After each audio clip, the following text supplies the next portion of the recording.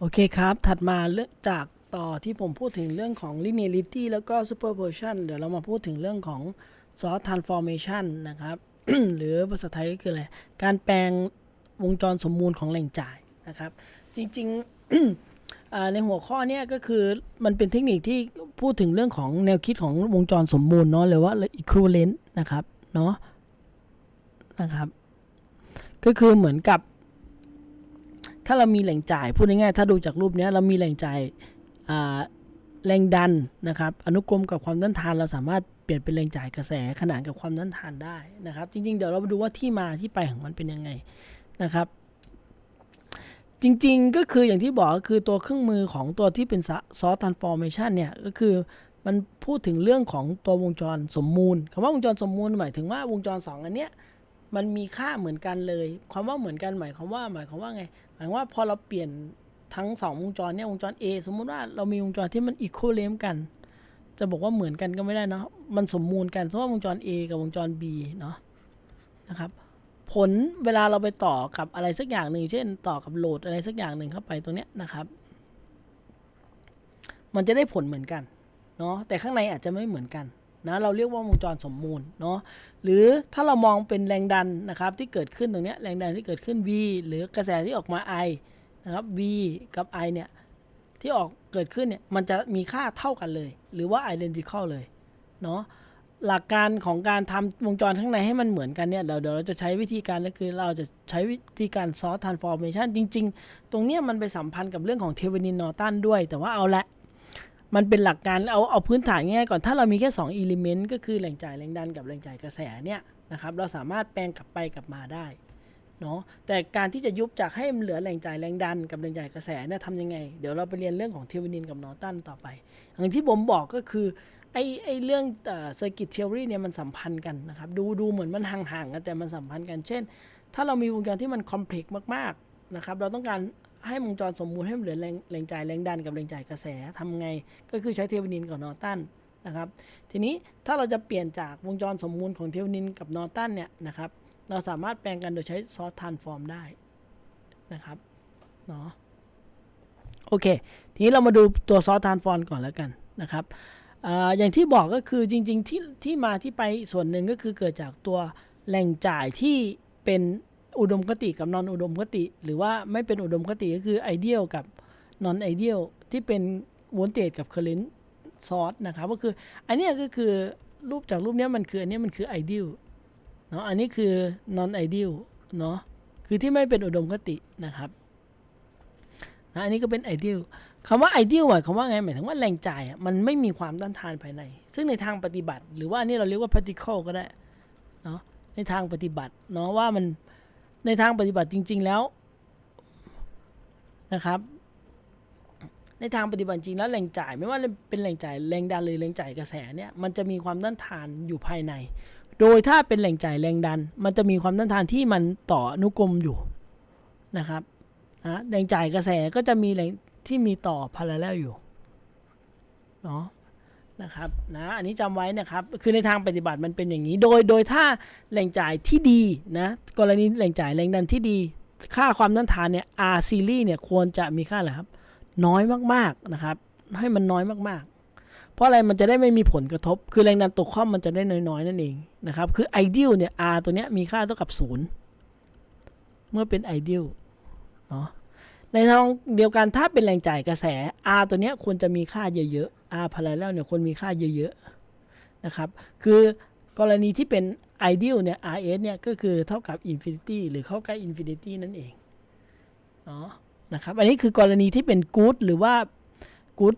ตัว source ที่ดีเนาะนะครับอันนี้ก็จะวิธีการแปลงของมันเนี่ยวิธีหลักการของการแปลงเนี่ย source transformation คืออะไรคือขบวนการนะครับ replace คือการแปลงระหว่าง voltage source กับ current source นะครับโดยเราจะแปลง voltage source เป็น current source ได้ก็ต่อเมื่อ voltage source ตัวนั้นอนุกรมกับ RS อยู่นะครับอนุกรมนะครับจำไว้ RS อนุกรมอยู่มันจะมีค่าเป็น equivalent หรือสมมูลนะครับเท่ากับแรงจ่ายกระแส IS ต่อขนานกับ RP นั่นเองหรือว่า R parallel นั่นเอง นะครับเดี๋ยวเรามาดูต่อว่าอ้าวแล้ว RS กับ RP ต้องเท่ากันไหมหรือจะต้องมีค่าเท่าไหร่แล้ว IS กับ VS สัมพันธ์กันยังไงเนาะนะครับผมก็สรุปเพื่อให้มันง่ายขึ้นนะก็คือกรณีที่เราต้องการเปลี่ยนจากแรงจ่ายนะครับแรงดันอนุกรมกับ R ให้เป็นแรงจ่ายกระแสขนานกับ R เนี่ยนะครับมันจะมีค่าเท่ากับ IS ก็จะมีค่าเท่ากับ VS หารด้วย R ในทางกลับกันนะครับถ้าเราต้องเปลี่ยนจากแรงจ่ายกระแสนะครับที่ขนานกับ R เพื่อเป็นแรงจ่ายแรงดันที่อนุกรมกับ R จะ VS จะมีค่าเท่ากับ IS คูณกับ R นะครับก็คือตามกฎของโอห์มนั่นแหละนะครับแต่อย่าลืมนะครับ R ตัวเนี้ยนะครับทั้ง2แบบเนี่ยสังเกตว่าผมใช้อะไรครับใช้ R ตัวเดียวกันบางตำราเขาจะบอกว่า RS เท่ากับ RP หรือ R series ตัวเนี้ยนะครับเท่ากับ R parallel นะครับหรือผมใช้เป็น R ค่าเดียวกันก็คือ R คือเท่ากับ R นั่นแหละนะครับตัวเดียวกันนะพูดง่ายๆก็คือถ้าเราใช้ source transformation เนี่ยนะครับตัวความต้านทานจะต้องไม่เปลี่ยนเฉพาะค่าตัว source นะครับจริงๆในรายละเอียดลงไปอีกนิดนึงก็คือเราจะพบว่า2วงจรเนี้ยนะครับมี R เท่ากันก็จริงแต่มันทำงานไม่เหมือนกันนะครับมันทำงานไม่เหมือนกันเพราะนั้นต้องพิจารณาดีๆนะอันนี้คือถ้าตามเป็น mathematic เนี่ยก็คือ R มันเท่ากันแหละแต่ว่าในทางปฏิบัติจริงๆแล้วเนี่ย R เห็นไหมครับ มันทำงานไม่เหมือนกันนะอันนี้อนุกรมเนาะอันนี้เป็นขนาดเนาะมันจะไม่เหมือนกันนะทีนี้ไอ้ตัวเนี้ยถ้าเราดูจากรูปเนี่ยมันเป็น independent source ใช่ไหมนะครับ independent source ก็มีถามว่าแล้วเราสามารถใช้กับ dependent source ได้ไหมนะครับโชคดีก็คือหลัก source transformation เนี่ยสามารถ apply กับตัว dependent source ได้ด้วยนะครับ dependent source ได้ด้วยนะครับนะโอเคทีนี้นอกจากนั้นเกิดอะไรขึ้นนอกจากนั้นก็คือถ้าเราจะมาสังเกตนะครับสังเกตง่ายๆว่าเอ๊ะแล้วมันเป็นแค่การตามกฎของโอห์มแค่นั้นเหรอจริงๆส่วนที่เราจะต้องเขาเรียกอะไรอ่ะ be aware ก็คือหมายถึงว่าควรที่จะระลึกไว้ก็คืออันที่1ก็คือว่าทิศทางของลูกศรที่เป็นกระแสพอแปลงเนี่ยมันจะเห็นไหมครับมันจะออกมาเป็นแรงจ่ายเห็นไหมครับขั้วบวกอยู่ตรงนี้ซอสแรงจ่ายต้องกระแสต้องขึ้นไปตรงนี้นะครับต้องแปลงให้ถูกด้วยนะครับ arrow ของ current source is direct toward positive terminal voltage source เห็นไหมมันต้องไปทำนี้คู่กันนะครับถ้าแรงจ่ายอยู่ตรงนี้บวกลบตรงนี้เวลาเราแปลงกระแสก็ต้องไหลลงมาอย่างนี้ด้วยนะครับในทดลองในการถ้าเราแปลงกลับก็จะต้องทิศทางของขั้วของแรงจ่ายแรงดันก็จะต้องเหมือนกันนะครับอันที่2ถัดมาคืออย่างที่บอกก็คือผมพูดถึงตัวเนี้ยคือเรา equivalent เหมือนกับมันเป็น particle source หมายความว่าแรงจ่ายแรงดันมีอนุกรมอยู่แล้วก็แรงจ่ายกระแสมี R ขนานอยู่นะครับเพราะนั้นการแปลง source transformation เนี่ยเราไม่สามารถทำในกรณีที่มันเป็นแรงจ่ายที่มันเป็น ideal case ได้หมายความว่ามันไม่มีความต้านทานภายในนะครับเพราะฉะนั้นถ้ามันมีความต้านทานภายในถ้าเราต้องเปลี่ยนจากแรงจ่ายตรงนี้นะครับซึ่งเป็นเพียวๆเลยว่า5โวลต์ให้เป็นแรงจ่ายกระแสขึ้นมาสักอันนึงเนี่ยไม่ได้เหตุผลเพราะว่ามันไม่มีความต้านทานภายในเพราะฉะนั้น R เป็น0อันนี้กระแสจะเป็น infinity เข้า0ซึ่งมันเป็นไปไม่ได้นั่นเองนะครับเดี๋ยวถ้าเราเอาวิธีการ source transformation เนี่ยไปใช้งานมันจะใช้ยังไงเดี๋ยวผมจะบอกอีกทีหนึ่งก็คือเวลาเรา transformation เนี่ยเราจะ transformation เฉพาะส่วนที่ความต้านทานหรือแรงจ่ายที่เราไม่ใช้ในการพิจารณา เดี๋ยวจะงงว่าไม่ใช้กันยังไงเดี๋ยวให้ดูตัวอย่างนะครับผมจะให้ดูตัวอย่างหรือเอาหลักการมันก่อนก็ได้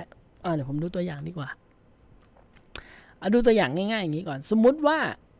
เขาต้องการให้หา I0 ตัวนี้นะครับถ้าเราใช้เขาบังคับให้ใช้ source transformation ถ้าเขาให้ใช้ source transformation นะครับสิ่งแรกที่เราจะต้องระลึกในใจคือ1แรงจ่ายแรงดันเนี่ยมันจะทำ source transformation ได้ก็ต้องมี R อนุกรมเนาะต้องเป็น R series แล้วก็ถ้าเป็นแรงจ่ายกระแสต้องมี R ขนานเท่านั้นนะเราไม่สามารถที่จะทำอย่างนี้ได้นะครับแล้วแปลงให้เป็นอันนี้แปลงกันไปกันมาอย่างนี้ไม่ได้นะครับอันนี้แปลงกันได้นะครับอันที่2ก็คือส่วนไหนที่เขาต้องการหาเช่นต้องการหา I0 ตรงเนี้ย ไอ R7 โอห์มเนี่ยไม่ควรไปแตะเลยเนาะก็คือไม่ต้องไปแตะมันก็คือผมเขียนว่าง่ายๆกัน don't touch ไม่ต้องไปแตะมันเลยให้มันอยู่เป็นเหมือนกับอะไรอะบับเบิลไว้เอาไว้ตรงนี้ไว้ให้ยุบตัวอื่นแทนนะครับโอเคทีนี้เราทำยังไงคือซอสทรานส์ฟอร์เมชันเนี่ยมันเป็นโจทย์ที่ผมว่าเราบางอันเราคิดในใจได้นะครับเราคิดในใจได้นะครับเช่นตัวนี้เห็นไหมครับตัวนี้เราจำได้ไหมครับแรงจ่ายแรงดันแรงจ่ายนั้นกับ R ขนานกันผมลืมบอกนิดนึงก็คือจริงๆอย่างที่บอกคือซอสทรานส์ฟอร์เมชันเนี่ยสิ่งที่เราจะต้องทำเดี๋ยวผมพูดถึงตัวนี้เลยดีกว่านะหลักการของมันนะครับในการที่จะทำซอสทรานส์ฟอร์เมชันอันดับแรกก็คือเป้าหมายของการทำซอสทรานส์ฟอร์เมชันนะก็คือเราจะต้องทำการแปลงซอสทรานส์ฟอร์เมชันเนี่ยทุกตัวให้มันเป็นเหมือนตัวเดียวกันเช่นถ้ามันมีแรงจ่ายกระแสแรงจ่ายแรงดันหลายๆตัวสุดท้ายเวลาเราทำซอสทรานส์ฟอร์เมชันทั้งหมดแล้วเนี่ยมันจะเป็นแรงจ่ายกระแสทั้งหมดหรือแรงจ่ายแรงดันทั้งหมดเหตุผลเพราะว่าถ้าเป็นแรงจ่ายกระแสทั้งหมดเนี่ยมันจะมีกี่ตัวก็ตามเนี่ยนะครับมันจะหันไปทางไหนก็ตามนะครับมันจะเอาแรงจ่ายตัวเนี้ยเป็นไงครับเอามารวมกันได้เนาะ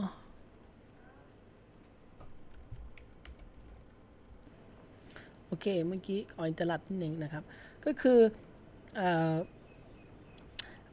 เป้าหมายของการซอสทรานส์ฟอร์เมชันอย่างที่บอกคือเราต้องการให้ all source เนี่ยหรือว่า all voltage source ให้มันเป็นรูปเดียวกันทั้งหมดอย่างเช่นสมมติว่าเราแปลงแล้วมันเป็น current source ทั้งหมดเนี่ยผลก็คืออะไรครับนะครับก็อันนี้ก็จะเป็นส่วนถ้าเราเอาทำเป็น current source ทั้งหมดเนี่ยนะครับมันก็จะมาบวกกันได้นะครับซัมของ current source เพราะว่าถ้ามันทิศทางเดียวกันก็บวกกันหรือถ้าคนละทิศทางก็ลบกันไหมครับมันก็จะเป็นข้อดีหรือถ้าเป็น voltage source นะมันต่ออนุกรมกับ R กี่ตัวก็ได้นะครับเครื่องหมายเดียวกันหรือไม่เครื่องหมายเดียวกันก็ได้นะครับมันก็จะเอา voltage source เนี่ยมารวมกันได้นะครับนี่คือเป้าหมายที่1นะครับอันที่2ก็คือเราสามารถทำไอ้ซอสตัวเนี้ยไปกี่ครั้งก็ได้นะครับก็คือหมายถึงว่าถ้ามันเป็นแรงจ่ายตัวนี้ขนานกับตัวนี้มีกี่ตัวก็ตามเราทำเป็นตัวนี้แล้วอนุกรมกับตัวนี้ทำเสร็จปุ๊บเอามาทำต่อขนานอีกคือหมายถึงว่ามันจะเอา R มารวมกันไปได้เรื่อยๆเนาะแล้วก็แปลงไปเรื่อยๆเดี๋ยวผมจะให้ดูตัวอย่างทำซ้ำไปได้เรื่อยๆนะครับทำซ้ำไปได้เรื่อยๆนะครับเพื่อให้วงจรมันเหลือให้มันง่ายที่สุดในการพิจารณาส่วนที่เขาต้องการหาค่านะครับอันที่3ก็คือค่าความต้านทานนะครับมันจะไม่ถูกเปลี่ยนนะขณะที่ South Transformation นะครับค่ามันยังเป็นค่าเดิมเหมือนที่ผมบอกก็คือตัว vs กับ is เนี่ยมันอาจจะเปลี่ยนไปตามที่ทำแต่ว่าขณะที่เราเปลี่ยนความต้านทานมันไม่เปลี่ยนนะครับอันนี้ก็ต้องพึงไว้ระลึกไว้นะครับทีนี้ต่อมาก็คือในทางปฏิบัติก็คือถ้าเป็น dependent source เนี่ยตัวแปรที่เป็นตัวแปรที่เกิดขึ้นเนี่ยนะครับที่เกิดขึ้นเราจะไม่เปลี่ยนค่ามันเนาะเราจะต้องรวมเข้าไปในนั้นด้วยนะครับเขาบอกว่าถ้าแรงดันหรือกระแสที่มันสัมพันธ์กับความต้านทานที่อยู่ในcontrol variable เนี่ยนะครับของ dependent source เนี่ยมันจะต้องไม่ถูกแปลงเข้าไปด้วยเนาะอย่างเช่นสมมติว่ามันมี R ตัวหนึ่งอยู่ตรงนี้แล้วมี IX อยู่ตรงนี้นะครับแล้วมี dependent source อยู่ตรงนี้นะครับเป็นเช่น3ix ตัวเนี้ย R ตัวเนี้ยมันจะต้องไม่ถูกแปลงเป็นคอนโทรลมันคือง่ายๆพอเราแปลงเป็นซอสทรานส์ฟอร์เมชัน R ตัวนี้ต้องไม่ถูกยุบไปด้วยนะมันจะต้องเหลืออยู่เพราะไม่งั้นเดี๋ยวจะหา ix ตัวนี้ไม่ได้นะครับความหมายของมันนะอันที่5คือกรณีที่ความต้านทานหรือว่าบริเวณกระแสที่เราต้องการใช้เนี่ยนะครับบริเวณที่เราต้องการหาเนี่ยเราไม่ควรยุบนะครับเราต้องเอาไว้เก็บไว้นะเหมือนที่ผมยกตัวอย่างไอ้ก่อนหน้านี้ให้ดูเดี๋ยวเราไปดูโจทย์แล้วกันสุดท้ายนี่ก็บอกเรื่องของทิศทางนะครับเครื่องหมายนะครับ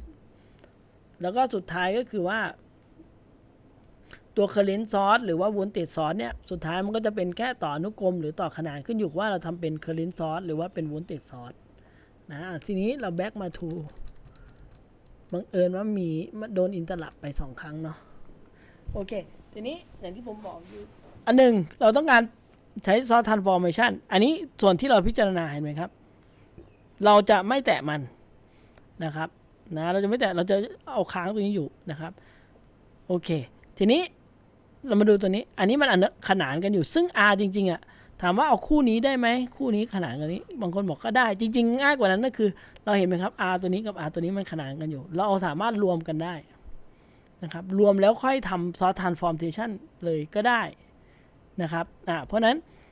อันดับแรกผมเอา R 6 โอห์มขนานกับ R 3 โอห์มก่อนก็คือได้เท่ากับ6คูณ3หารด้วย6บวก3 18หารด้วย9ก็คือจะเป็น2โอห์มนะมันก็เหมือนกับมี5แอมป์อยู่ตรงนี้แล้วก็มีเท่าไหร่ครับมี2โอห์มอยู่ตรงนี้นะครับไล่ไปเพราะนั้นผมก็ source transformation ตัวนี้ก่อนเลยนะครับ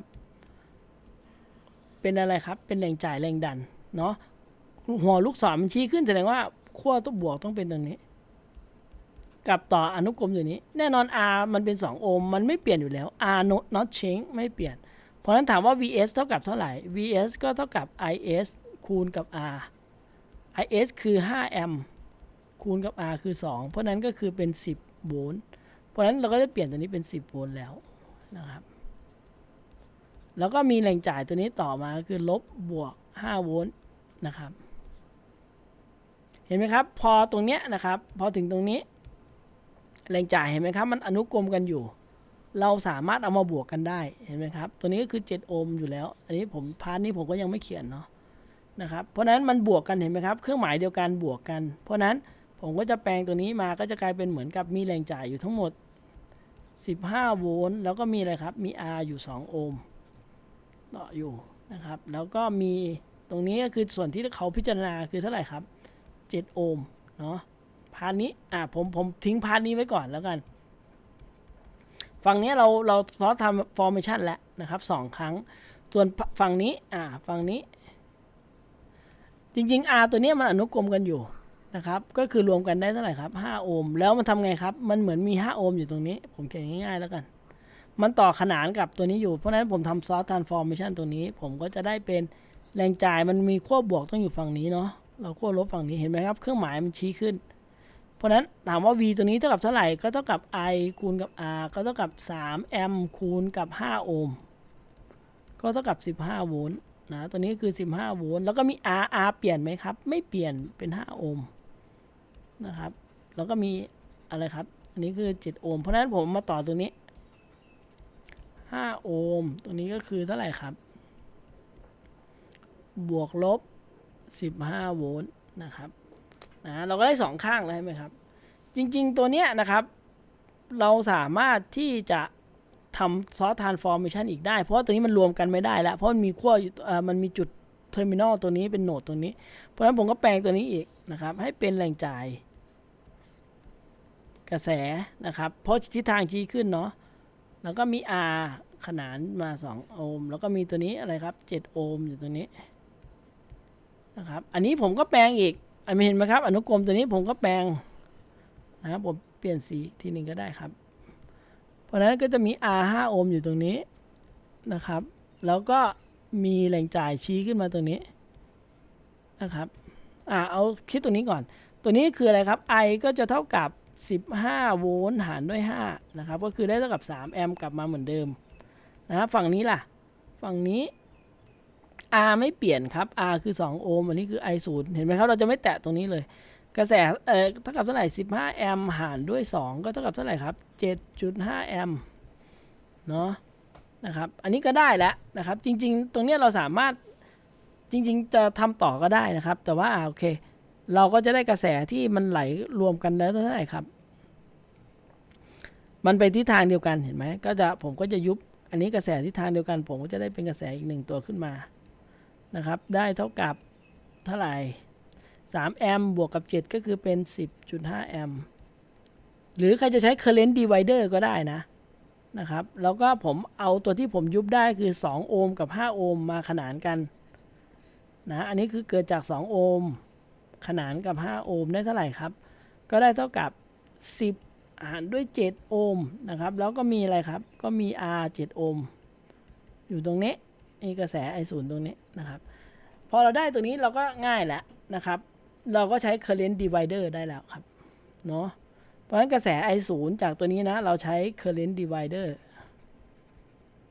คื คือจริงๆถามว่าทำเป็น voltage source ได้ไหมก็ได้แต่ผมไม่อยากทำแล้วนะก็เป็น current divider ได้นะครับเพราะนั้นเราจะได้อะไรครับจะได้เป็น I0 เท่ากับอะไรครับก็คือ current กระแสคูณกับความต้านทานตัวที่ไม่ใช่ตัวมันก็คือ10หารด้วย7หารด้วยคือผลรวมของความต้านทานคือ7บวกกับ10หารด้วย7นั่นเองนะตรงนี้หาคอลน7ตัวนี้ไปก็เป็น749นะ I0 เท่ากับ 10.5 คูณ 10เนาะหาคอลนเนาะอันนี้ก็เป็น49บวกกับ10นั่นเองก็ได้เท่ากับอันนี้ก็คืออันนี้คูณไปก็เป็น105หารด้วย59เนาะเท่ากับเท่าไหร่เราก็หา I0 เท่ากับเดี๋ยวนะแป๊บหนึ่งนะครับผมกดเครื่องเลขก่อน105หาร59 1.779 นะครับแอมป์นั่นเองโอเคอาจจะวิดีโอนี้อาจจะกระตุกหน่อยเพราะมีคนเดินเข้าเดินออกเนาะก็ลองไปเช็คคำตอบอีกทีหนึ่งแล้วกันนะครับส่วน dependent source เดี๋ยวผมพูดให้อีกทีหนึ่งเดี๋ยววิดีโอมันจะยาวเกินไปขอบคุณครับ